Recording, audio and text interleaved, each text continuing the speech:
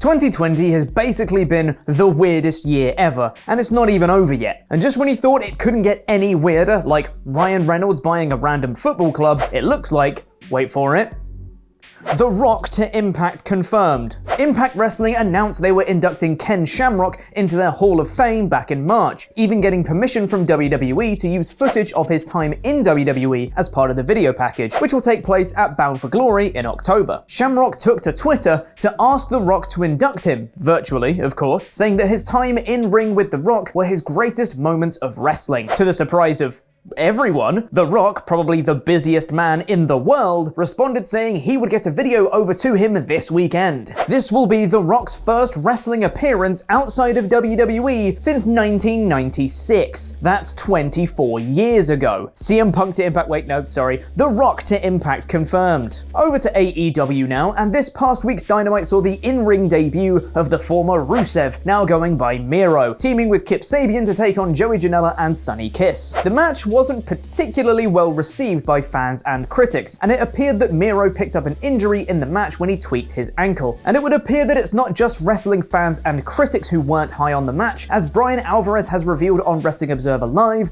that people backstage in AEW called the debut match a disaster. This likely won't stop the push of Miro and his best man gimmick, but it certainly wasn't the best start for his post-WWE run. Speaking of WWE, and it looks like the company won't be in the Thunderdome for too much longer. WWE moved from the Performance Center into the Amway Center in Florida just before SummerSlam last month in an effort to battle the falling ratings for both Raw and SmackDown, which, in fairness, totally worked. It also brought fans virtually into the building, as the piped-in crowd noises have helped the atmosphere way more than NXT wrestlers banging on the plexiglass. At the time of moving into the Amway Center, WWE said it would be there for the foreseeable future. However, WrestleVotes tweeted last week that a small team had been put together to look at how they can run TV in other venues around the US. And according to Gary Cassidy from Inside the Ropes, the WWE Amway contract runs out next month, and WWE talent has been told there are tentative plans to start traveling again. While no date was confirmed by Cassidy's sources, one wrestler told them it would be soon, and they've been told that if they want time off, they need to ask 3 weeks ahead of time. Another told Cassidy that while preparation for a move from the Amway is happening right now, no firm decisions have been made as of yet regarding potential future locations. Inside the Ropes also add that the WWE Amway contract could be extended, which would make sense from an Amway point of view, as they've made nearly $500,000 from this deal in a time where stadia and buildings are not being booked out. And with both NXT and AEW having to change plans because of talent testing positive for COVID, it doesn't exactly seem like the right time to be traveling around. And now it's time for a review of last night's SmackDown in about 5 minutes.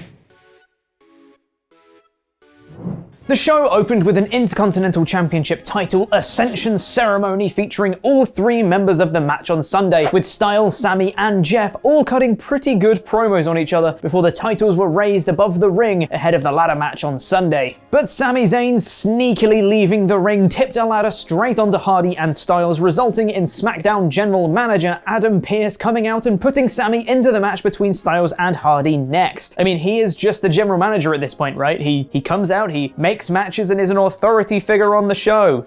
Just don't think about it too much, I guess. I thought it was strange that they would decide to make this a triple threat match ahead of Sunday when we'd see a triple threat match again. The singles matches I thought were a good enough way to build the triple threat without giving away seeing them all brawl on TV. But there's an argument to be made that the ladder match will be different enough from a regular triple threat, plus this match was really fun anyway. After a really good back and forth match, AJ hit the phenomenal forearm on Hardy, but Sami dumped him out the ring to pin Hardy in his place. This is a tried and tested finish, and it always works, though this does probably mean that Sami isn't winning on Sunday. They made a point to hammer home that whoever wins needs to grab both titles to win. So here's my bold prediction: both Hardy and AJ walk away with a title each, and their feud continues while Sami goes away to do something else. You heard it here first. AJ stood tall to end the segment, clattering Sami and Hardy with the ladder and retrieving the titles, but they've just been put up there, AJ. Otis and Tucker managed to get one back on Miz and Morrison, as backstage they attempted to goad Heavy Machinery into attacking them before Tucker pointed out that only Miz's name was on the lawsuit, so then Otis beat up Morrison instead. It's a really convoluted way to get to a stipulation where Money in the Bank is going to be on the line, but This feud has a point now, and it does make it a little bit better. Bayley cut a good promo next, outlining why she's going to beat Nikki Cross on Sunday, before we get a singles match between Shinsuke Nakamura and Gran Metalik, which was pretty good. After a fun match, Nakamura picked up the clean victory after a nasty knee to the back of the head and a Kinshasa. Kalisto continued dissension with the rest of the Lucha House Party as he didn't get in the ring to help Lince Dorado, who was getting bodied by Cesaro, which led to Dorado pushing him over afterwards. Tag team splitting up must be a Friday. After that was another brilliant video package for Roman vs Jey Uso, featuring Sika, Rikishi, Jimmy Uso, and more, speaking on how important this match is and who will win. How does this feud just keep getting better and better? Afterwards, Jey asks Roman to come out and speak to him face to face.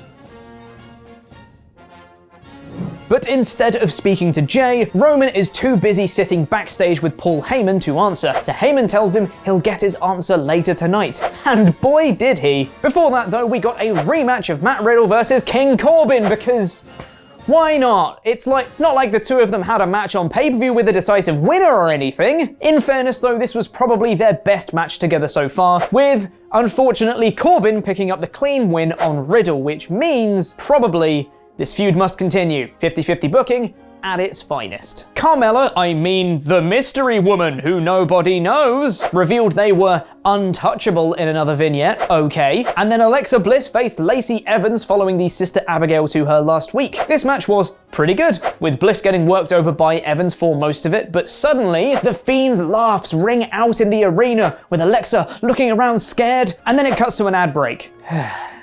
Come on, guys. WWE are so scared that people will turn off during an ad break and that they won't stick around to see the next part of a really interesting story that they have to include stuff like this, which kind of doesn't mesh with the story, because realistically, that should have set Alexa off into her trance thing. But of course, after the ad break, it didn't, with her continuing to be beaten down until suddenly the Fiend's violin squealing noise thing starts to ring out in the arena. Crazy that. Alexa suddenly snaps, beating down on Evans until the ref has to DQ her because she's beating her up too much. Sounds about right. She hits another Sister Abigail to Evans on the outside and then walks off. But before she can leave, Roman Reigns' music hits, and my immediate reaction was, what the hell? You're not even gonna let her walk off properly? But it was all part of their plan, and I'm a fool. Because brilliantly, Reigns came out, stood on the stage, and posed with the title, while Alexa, who'd walked past him and Heyman, looked back and stared daggers directly at the Universal title. The Fiend is not done with that championship. What a brilliant bit of foreshadowing. But then we got the best thing on the show, as Roman and Jey had their face-to-face moment, and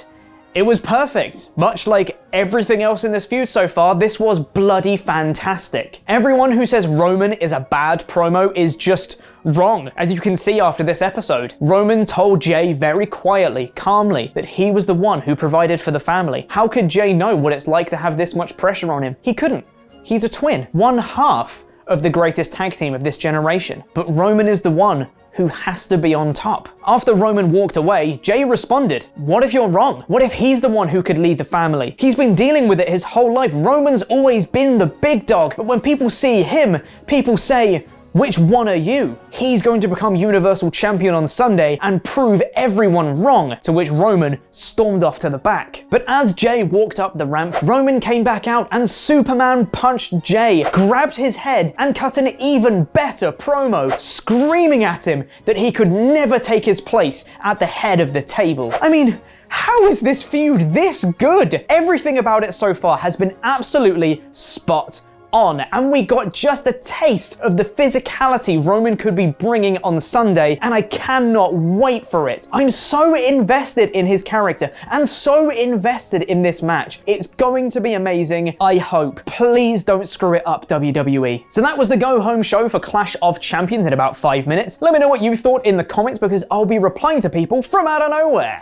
I thought this was a great show and made me thoroughly excited for Sunday's Clash of Champions. I thought it was weird that Nikki Cross wasn't on this show, as she's the #1 contender to Bayley's title, but other than that, the only real sticking point I have with the show is Matt Riddle continuing to face King Corbin, but it was a pretty good match, so I can't really complain too much. Also, not sure if I've mentioned this yet, but I'm so excited for Roman versus Jay. I can't put it into words. This go-home episode of SmackDown gets a smacktastic 4 out of 5. Have some Clash of Champions plans been ruined? Click the video to the right to find out more, and press the video below that to be taken to Adam Blompier's latest list video where he ranks the 15 best wrestling entrances of all time. Myself, Adam, and that scumbag lukewarm Luke Owen will be doing Clash of Champions live reactions tomorrow, so subscribe here and enable notifications so you're notified when we go live. I've been Q-Tip. Thank God Mr. Davis is back on Monday and can restore balance to WrestleTalk. Jam that jam.